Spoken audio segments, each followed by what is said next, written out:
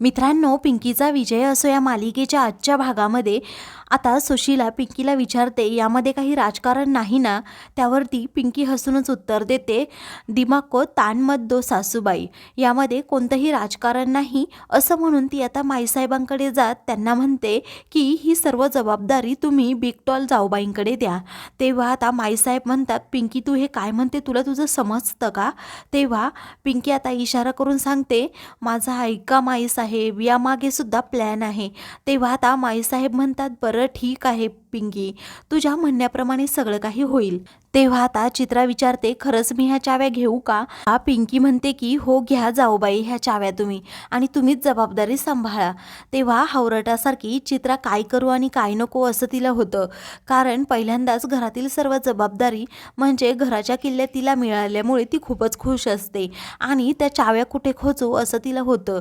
तेव्हा ती आता तसं सुशिलाला विचारते, कोणत्या साईडला त्या चाव्या खोचू म्हणजे सर्वांना दिसतील अशा. तेव्हा मी या सरकारवाड्याची आता मालकीन झाले असं म्हणून चित्रा आता त्या चाव्या घेऊन गोलगोल फिरते आणि सर्वांना तसं सांगते. आता सत्याला खूप राग येतो. त्यानंतर छबी आणि निरी त्याचबरोबर माईसाहेब हे तेथून जातात. तर चित्रा आता एकदम हवेत असते. ती आता डान्स करतच तेथून आपल्या रूममध्ये जाते. आता सुशिलाला प्रश्न पडतो, नक्की ह्या पिंकीने चाव्या अशा का दिल्या असतील? तर आता ती हळूच पिंकीला म्हणते, हे काय आहे माहीत आहे का? या बॉटलमध्ये विष आहे. ज्या दिवशी हे घर तुटेल असं मला वाटतंय त्या दिवशी मी हे विष घेईल आणि कायमची निघून जाईल. मग तुला समजेल आणि सर्व आरोप तुझ्यावर येईल. असं म्हणून ती तेथून जाते. तेव्हा आता पिंकीला जरा धक्का बसतो, पण आता ती म्हणते, सासूबाई असं कधीच मी होऊ देणार नाही. सासूबाई अजून तुम्ही मला ओळखलंच नाही. आपलं कसं आहे ना, नो दंगा ना मस्ती, शांतीत क्रांती. इकडे सुशीला ही रूममध्ये येते आणि म्हणते की आज एवढं काही झालंय, मला साहेबांना कळवायचंच राहिलं. असं म्हणून ती आता व्हिडिओ कॉल करणार असते. तेवढ्यातच चित्रा धावत तेथे येते आणि आई साहेब, अहो आता पहा, मी माझ्या मनासारखं करूनच घेतलं, कारण की मला घराचा ताबा मिळाला, चाव्या मिळाल्या. आता मला एक सांगा, ही जबाबदारी पार पाडायची कशी? तेव्हा आता सुशीला म्हणते, मला काय माहीत, चाव्या घेताना नाही सुचलं तुला? त्यावरती आता चित्रा म्हणते, म्हणजे मलाही काम करावं लागेल का? तेव्हा आता सुशीला म्हणते की हो, मग करावंच लागेल.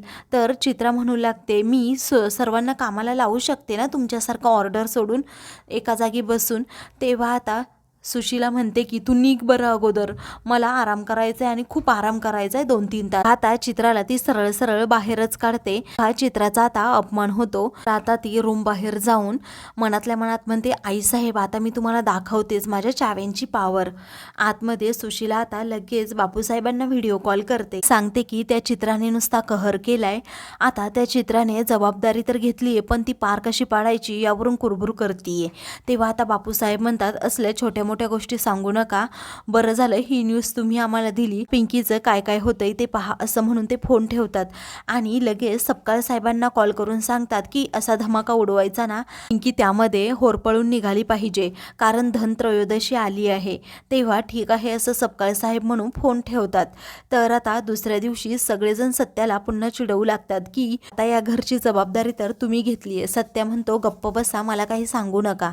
माईसाहेब देखील तेथे बसलेले असतात. त्यांच्याजवळ येऊन सुशीला बसते आणि म्हणते, ही जाणवायला सुरुवात झाली आहे ना, आता दिवाळीसुद्धा आली आहे. तेव्हा माईसाहेब आश्चर्याने तिच्याकडे पाहतात. सुशीला म्हणते, काय झालं? तेव्हा तुझ्या बोलण्यामध्ये सुद्धा थंडीत जाणवतीये, आज एकदम शांत शांत. तर आता सुशीला म्हणते, माईसाहेब असं काय करताय? आता पिंकी सर्वांना चहा देते.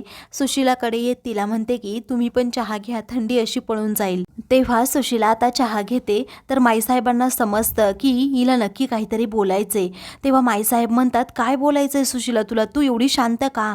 तेव्हा आता सुशीला म्हणू लागते की बापूसाहेब आमदार झाल्यापासून माझं एक स्वप्न होतं की ह्या वर्षीची दिवाळी अगदी धूमधडाक्यात साजरी करायची, पण तसं काही करता आलं नाही, कारण त्यांच्यावर अनेक संकट ओढवली गेली. माझं स्वप्न हे अपूर्णच राहिलं. असं म्हणून आता ती रडण्याचं नाटक करू लागते. तेव्हा आता साहेब म्हणतात तू काळजी करू नको, पिंकी फराळाचं करायला घे. तेवढ्यातच आता चित्रा तेथे येते आणि आम्ही आहोत ना असं सर्वांना म्हणते. आता चाव्या फिरवतच एकदम स्टाईलमध्ये अगदी घराची मालकीण असल्यासारखा तिने लुक चेंज केलेला असतो. तेव्हा सगळेजण आता आश्चर्याने तिच्याकडे पाहू लागतात. आता सत्या डोक्यालाच हात लावतो. आता चित्रा सर्वांबरोबर घराची मालकीण असल्यासारखं बोलत असते. सगळेजण आता तिच्यावर हसतात आणि खूप छान जोक होता असं म्हणतात. तेव्हा हसायला काय झालं, सर्वांनी गप्प बसायचं असं चित्रा सर्वांनाच म्हणते. चित्राने सेम सुशिलासारखी ॲक्टिंग करायला सुरुवात केलेली असते. ती तेथे डायनिंग टेबलवर बसत सेम सुशिलासारखा हात त्याच्यावर ठेवत म्हणते की एक घाटवाडीच्या मुली, माझी चहा पाण्याची व्यवस्था कर. तेव्हा पिंकी हो असं म्हणते. सर्वांना आता पुन्हा एकदा हसू येतं. सुशिला पुढे येत म्हणते, हे काय केलंय अगं, काय अवतार करून घेतलाय तू तर अगदी रूपच पालटलंय. तेव्हा आता चित्रा म्हणते, हो मग घराची मालकीण कोण आहे? मी आहे ना. त्यावर माझ्यामध्ये मी आता चेंज करायलाच हवा. तेव्हा पिंकी आणि निरी तिच्यावर हसतात. तर आता निरी म्हणते, बघ तुझी सासूबाई आली. तेव्हा आता पिंकी म्हणते, हो ना, सासूबाई सारखीच सेम ॲक्टिंग करतीये. तर आता सुशिला सारखीच तिला म्हणत असते, अगं हे काय केलंय तू? आता मी घराची जबाबदारी घेतलीये म्हटल्यावर मालकीण मी असणार ना, तुम्ही मध्ये बोलायचं नाही. आणि तुम्ही अगोदर मालकीण होतात तेव्हा कशा करायच्या तसंच मी करणार आहे असं म्हणून ती सुशिलाला अगदी गप्प करते. तेवढ्यातच पिंकी तेथे येते आणि अर्थात मालकीण तुम्हीच आहात बिगटॉल जाऊबाई असं म्हणते. तेव्हा आता हाताचा इशारा करून पिंकीला शांत बसवत चित्रा म्हणते की माईसाहेब तुम्ही अजिबात काळजी करायची नाही, कारण वर्षीची दिवाळी अगदी धूमधडाक्यात साजरी होणार. तेव्हा सर्वांनी आता कामाला लागायचं. म्हणून ती सुशिलाकडे जात तिला म्हणते की तुम्ही घरात सर्वात मोठे आहात ना, मग तुम्ही अख्ख्या घराचे पडदे चांगले स्वच्छ करून ठेवायचे. तेव्हा आता सर्वांना खूप मोठा धक्का बसतो. तेव्हा आता सुशिलाला खूप राग येतो. ती रागातच म्हणते, टवळे तू मला काम सांगणार का? तेव्हा मी मालकीण आहे ना असं आता चित्रा म्हणते. तर सुशिलाला गप्प बसावं लागतं. तेव्हा आता पिंकी आणि छबीला ती घराची साफसफाई करायला सांगते. तर पिंकी म्हणते, माईसाहेबांनी मला सांगितलंय फराळ बनवायचा आहे. तर आता चित्रा म्हणते, फराळ तुम्ही बनवायचाच नाही, मी फराळ बनवणार आहे, ती जबाबदारी फक्त माझ्याकडे.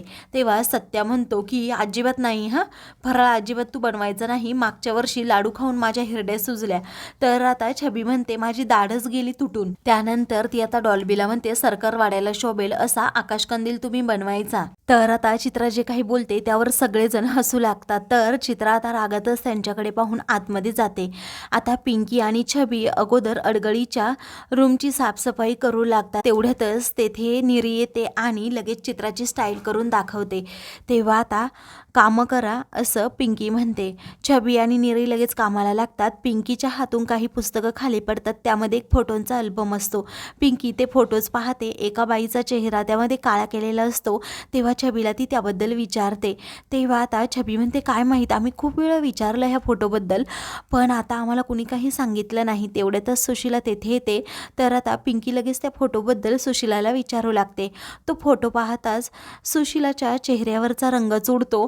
लगेच ती म्हणते की तुला काय करायचं आहे, आणि ती खूप घाबरते. मग तेथून जाते. तेव्हा आता पिंकीला प्रश्न पडतो, नक्की या फोटोचं रहस्य काय असेल, कारण सासूबाईंच्या चेहऱ्याचा रंग पार उडाला होता. पिंकी आता त्या गोष्टीचा शोध घेण्याचं ठरवते. मित्रांनो, पुढील भागामध्ये सपकाळ साहेब हा सरकारवाडा सील करणार असल्याची नोटीस घेऊन तिला दाखवतात. पिंकी ती नोटीस फाडते. त्यातीलच एक कागद आकाश कंदीला चिटकवत म्हणते की हा सरकारवाडा धोंडे पाटलांचा होता आणि त्यांचाच राहणार. सगळेजण आता तिच्याकडे पाहू लागतात. अशाच मालिकेंचे पुढील भाग पाहण्यासाठी चॅनलला सबस्क्राईब करा.